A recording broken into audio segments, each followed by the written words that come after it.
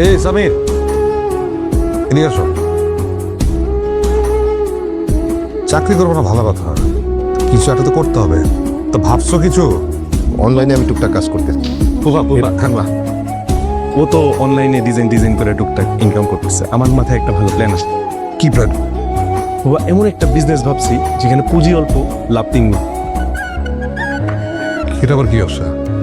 সামনে তো ফুপা আমাদের রোজা আসতেছে, তো রোজায় আমরা 20 টাকায় প্রোডাক্ট কিনা আমরা 60 টাকায় বিক্রি করে দিই। হেই সামির, এগুলো কি বলতেছে? এটা কোনো ব্যবসা? এটা তো হারাম কামাই।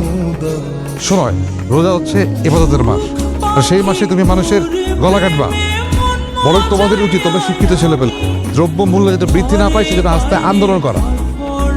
ফুপা, এখন প্রচার থেকে রাজা পর্যন্ত সবাই কাজ করতেছে, আমি করলে কি সমস্যা? আরে কে কি করলো সেটা দেখার বিষয় না, তুমি কি করছো সেটা হচ্ছে বড় বিষয়। ফুফা,